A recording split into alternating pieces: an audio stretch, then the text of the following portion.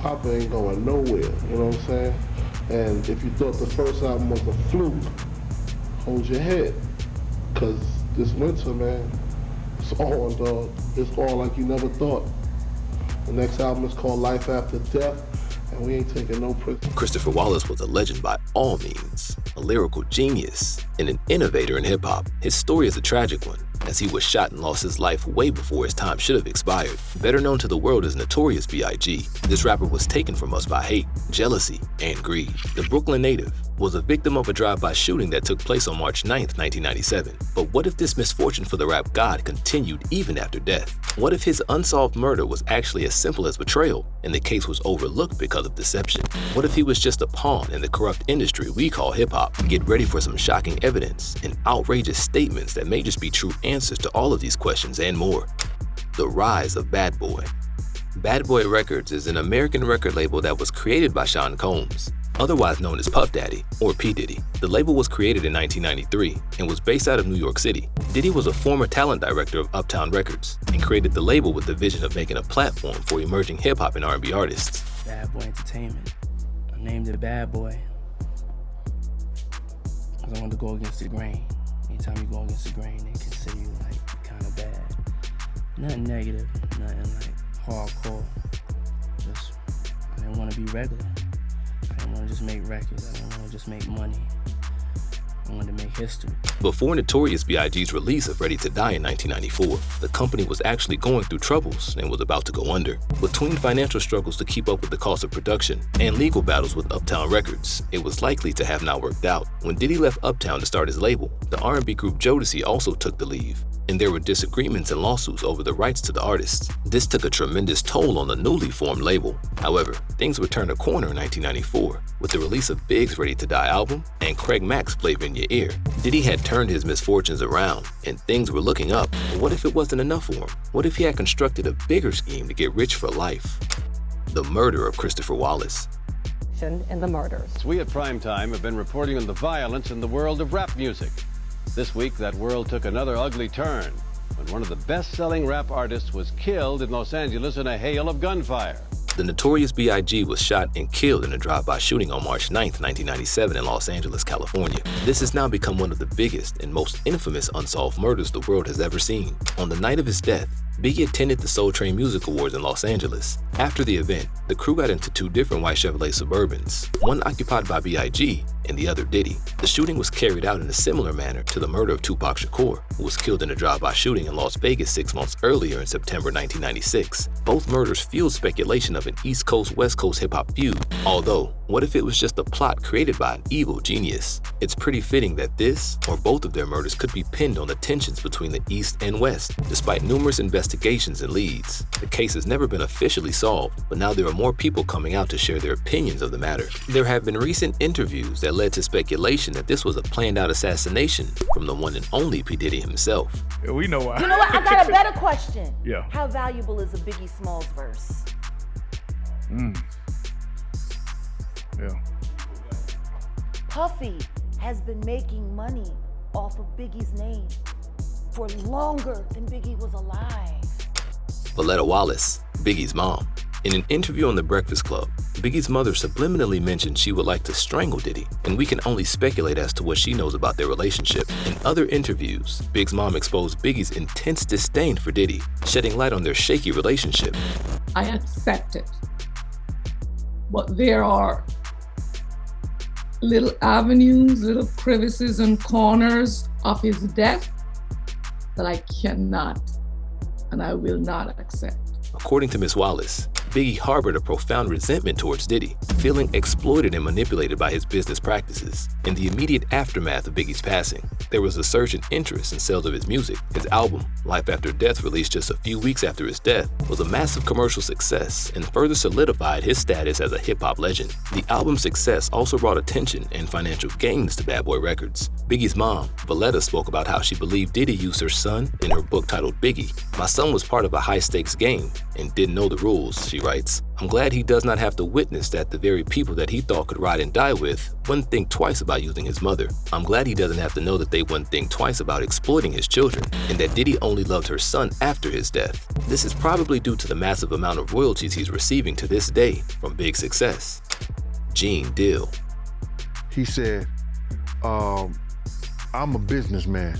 I'm about making money, but something gotta change. I don't give a fuck if Pac gotta die, Big gotta die, or Suge Knight go to jail. Something's gotta change. Biggie's former bodyguard also came out to reveal how Biggie disliked Diddy so much. He said the late rapper knew Diddy was stealing from him because he always clowned the record label boss. Big couldn't leave at this time because he needed Diddy the same way Diddy needed him. At the time, they were cool as it was just business, but Biggie was robbing the music mogul, as well as Diddy was stealing money from Big. Around this time, Biggie was actually trying to get the publishing rights back for his music and other projects, as he was the writer behind much of Lil' Kim's album and also wrote the entire Junior Mafia album. Yeah, he was writing for Kim, for C's, for Puffy. Junior Mafia, you know what I'm saying? He did his Junior Mafia. 3 albums and everything. He wrote the whole Junior Mafia album. Right. You know what I'm saying? Yeah. He did 75% of Kim's album. You understand? But he couldn't take claim for none of the stuff he was doing because somebody owns his publishing. On the night of the Vibes party, apparently there was a group of people that were looking suspicious in blue tuxedos. The crew was going to be leaving to go to another party, and Gene also commented that Diddy was acting strange that evening. He stated that Diddy was running around frantically and wasn't trying to get things moving as he normally would. The car with Gene and Diddy eventually ran some red lights as instructed by the bodyguard who knew something was off. But Big's car wasn't so lucky. At a light, Biggie's car would stop and did not make it past this point. Gene said they heard the claps of gunfire behind them, and when they returned to the SUV, the worst had happened, and Big had been shot. The last words he heard from Biggie were, "Just do it." This was referring to his buddies getting him to the hospital. Gene also commented that on the night of Notorious B.I.G.'s death, Diddy denied knowing the former bodyguard in front of Big's mother and said he probably didn't tell her because Diddy knew Gene was going to tell her what happened. Detective Greg Caden's investigation, beginning with the events of March 9th, 1997, the night of the fatal shooting in Los Angeles. Detective Caden meticulously scrutinized witness testimonies and analyzed surveillance footage,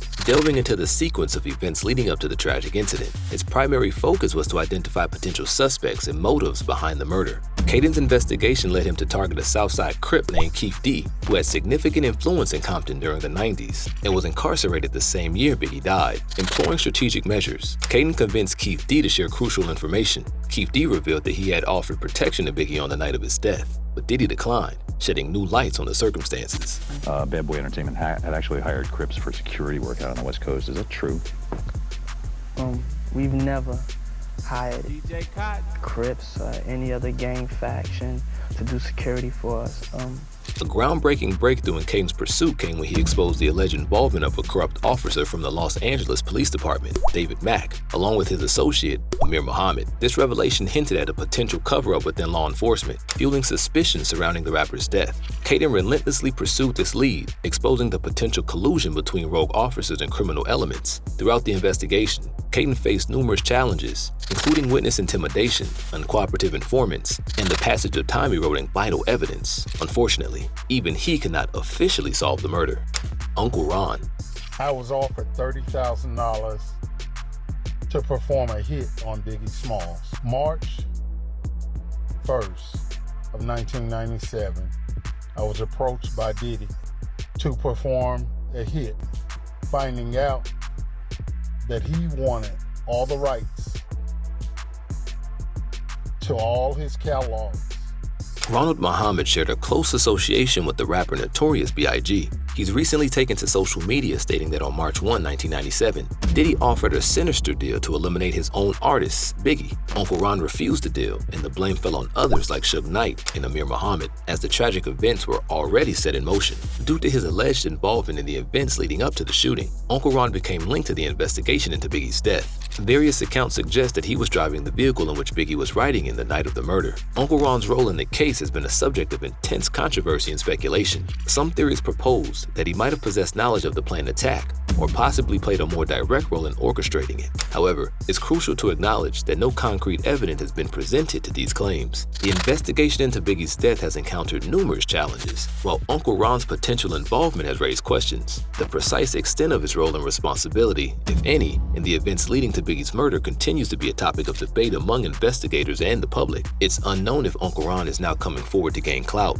or is being honest. As he mentioned, his kids are grown and no longer fears what could happen as far as retaliation for his statements. 50 Cent and Jaguar Wright. Why have you never stood next to nobody? Because you studied the 48 Laws of Power. Nah, man, that's whack. And he knew exactly what I meant because he'd been standing next to something his entire career. Right. You stood next to Biggie, you put hot on him.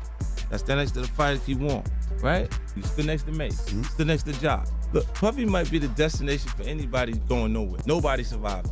Look at it. Yeah.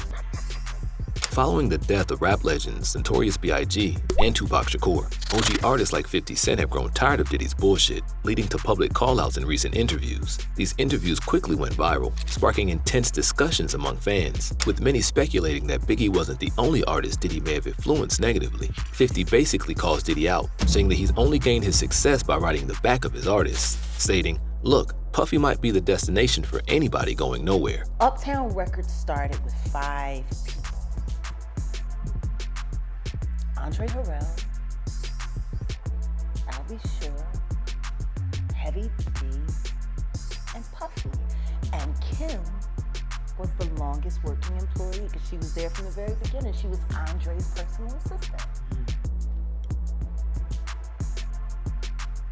Kim is dead. Heavy D is dead.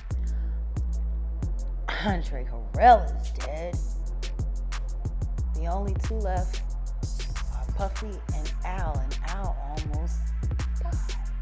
During the era when Diddy was known as Puffy, Bad Boy Records dominated the music industry with a massive amount of hit songs, extravagant music videos, and explosive performances in the late 90s. However, before Bad Boy Records, Diddy's journey began with Uptown Records, as we mentioned. The record label started with 5 employees: Andre Harrell, Heavy D, Diddy, I'll Be Sure, and Kim Porter, who was the longest employee and Andre's personal assistant and also Diddy's ex-girlfriend. Sadly, most of these people have passed away, leaving only Diddy and I'll Be Sure behind, with Al surviving a close call himself. These incidents have led to suspicions pointing towards Diddy and his alleged involvement in shady business practices. Coincidentally, a few of these people were also in the middle of writing tell-all books about their experiences working at Bad Boy. Too many coincidences. Too many. Stamp it. We gonna get you and your little dog too.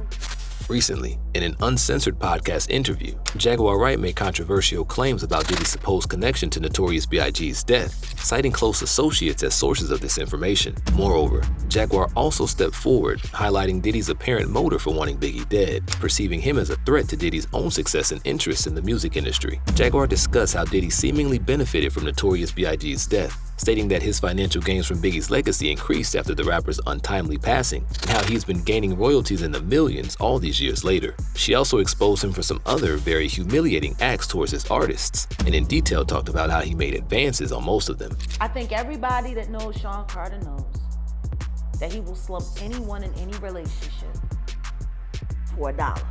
Despite ongoing investigations, the death of Notorious B.I.G. remains an unsolved mystery. With the recent interviews of ex-employees and other rappers, we can't help but wonder if Diddy may have had his hands in the murder. The story of the Notorious B.I.G. continues to intrigue the world. From his legendary contributions to hip-hop and the unsolved circumstances of his death, this is a hard story not to be curious about. As more information emerges, the hip-hop community awaits the truth and justice behind this tragic tale. Let us know what you think about this in the comments, and if you think Diddy could have actually done this to his so-called brother and best friend. We wish the best for Valletta Wallace and the rest of Biggie's families and close friends. Make sure to subscribe to the channel for the best in hip-hop. Thanks for watching. Stay blessed.